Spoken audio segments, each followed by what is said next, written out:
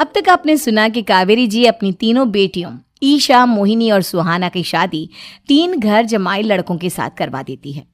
उन्हें लगता है कि ये लड़के शायद घर का कामकाज संभाल लेंगे, लेकिन उनके तीनों घर जमाई बहुत आलसी थे। वो नौकरी भी नहीं करते थे और बाहर का काम भी नहीं। कावेरी जी ने अपनी बेटियों से कहा कि वो प्रेगनेंसी का बहाना बनाकर अपने पतियों को सबक सिखाए। अब सुनिए आगे।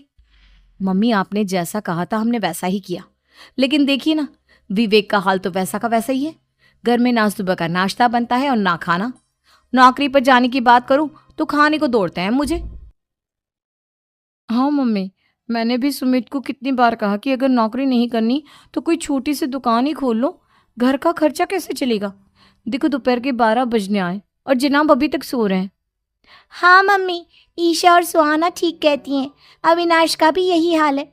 जब मैंने अपनी प्रेगनेंसी के बारे में कहा तो मुझसे कहने लगा, अरे दूसरी लड़कियां तो 9-9 महीने तक नौकरी करती है, बस डिलीवरी के टाइम छुट्टी लेती है। मोहिनी, तुम भी नौकरी करो। अब मुझे कहाँ नौकरी मिलेगी? मम्मी बताओ, अब मैं क्या करूं? हे भगवान, क्या सोचकर घर जमाई दामाद लाई थी मैं कि मेरी बेटियां मेरे पास रहेंगी और खुश रहेंगी, लेकिन इन आलसी दामादों ने तो हमारी जिंदगी को भी प्रॉब्लम में डाल दिया है। मैं तो कहती हूँ मम्मी, हम लोग वापस अपनी जॉब पर जाना शुरू कर देते हैं। बता देते हैं इन लोगों को कि हमने प्रेगनेंसी का बहाना किया है। नहीं नहीं बेटा, ऐसी गलती भी मत करना। अगर तुमने ऐसा किया तो इन तीनों की आदत और खराब हो जाएगी। अरे आज नहीं तो कल कभी तो तुम प्रेग्नेंट होगी, तब वापस यही प्रॉब्लम आएगी। तब क्या करोगी तुम तीनों? हाँ मम्मी, आपकी बात तो बिल्कुल सही है। इन लोगों को तो सुधारना ही पड़ेगा। लेकिन कैसे? अपने बच्चों के आने की खबर सुनकर भी इन लोगों पर कोई असर नहीं हो रहा। पैसे कमाने के लिए घर से बाहर निकलना ही नहीं चाहते ये तीनों। अब मेरे दिमाग में एक प्लान आया है। तुम तीनों चिंता मत करो, उन तीनों को बुलाओ, फिर मैं बात करती हूँ। थोड़ी देर बाद कावेरी जी अपने तीनों दामादों को सामने बुलाकर अपनी बात कहना शुरू करती हैं। अविनाश, सुमित और विवेक, देखो बेटा, मैं ना तुम तीनों से बड़ा प्यार करती हूँ, इसीलिए तो तुम्हें घर जमाई बनाकर रखा है मैंने। अरे मम्मी जी, सीधे सीधे कहिए ना, क्या बात है?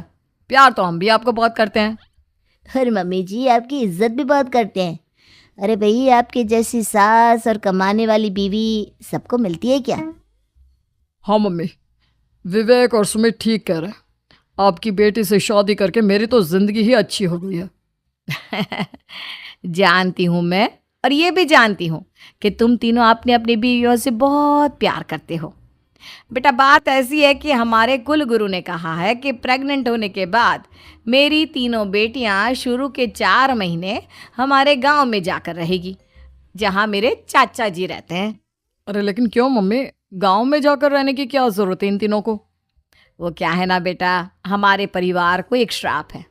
अगर मेरी बेटियों ने यहाँ पर बच्चा पैदा करने की कोशिश की तो उनके बच्चों को कुछ भी हो सकता है।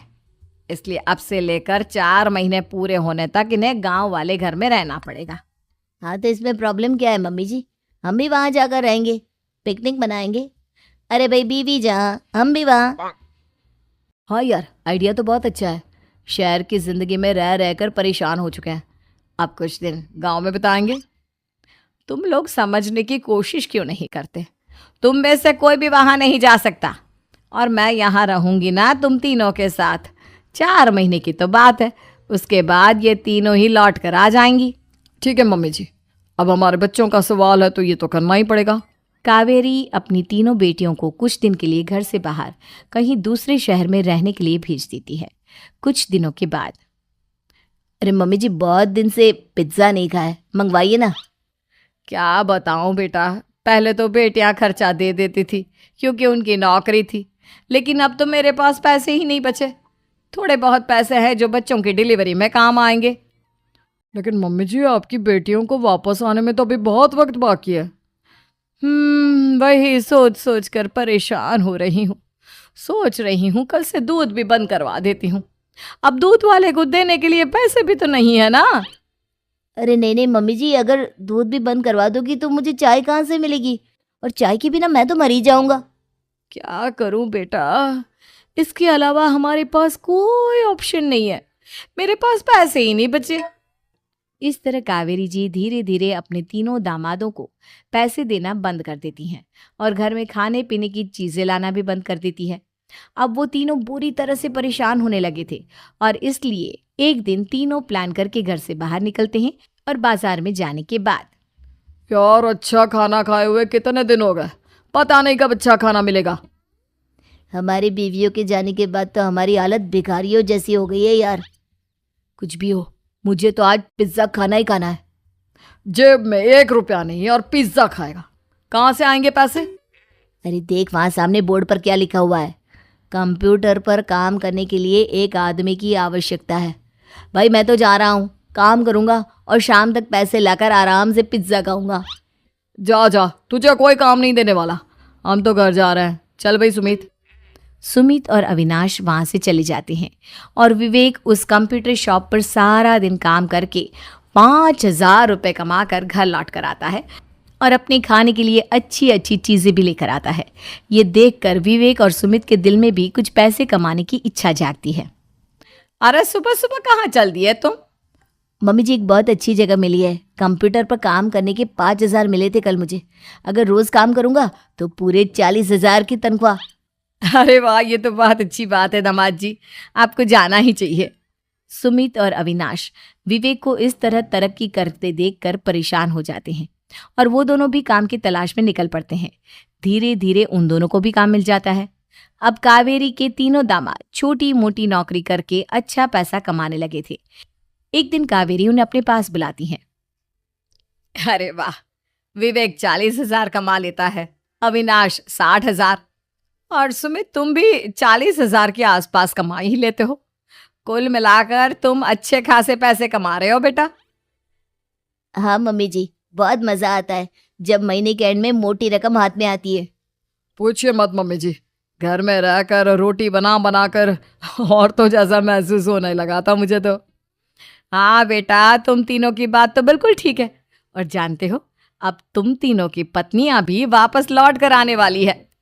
लेकिन मम्मी जी अभी तो उन्हें गए सिर्फ 2 महीने हुए हैं, आपने तो कहा था वो 4 महीने के बाद लौट कर आएंगी। ऐसा कुछ नहीं है बेटा, मैं सिर्फ तुम तीनों को सबक सिखाना चाहती थी कि आदमी घर में बैठकर बीवी की कमाई खाता हुआ अच्छा नहीं लगता। इस दुनिया में हर इंसान को मेहनत करनी चाहिए, काम करना चाहिए, चाहे वो औरत हो या आदमी, ताकि अपने परिवार को संभाल सके। कावेरी की बात सुनकर उन तीनों को अपनी गलती का एहसास होता है और कावेरी उन्हें सच बता देती है कि ईशा, सुहाना और मोहिनी शहर में ही कहीं दूसरी जगह रह रहे थे। शाम के वक्त उन तीनों की पत्नियां लौट कर आ जाती है और कावेरी जी का परिवार एक खुशहाल परिवार की तरह रहने लगता है।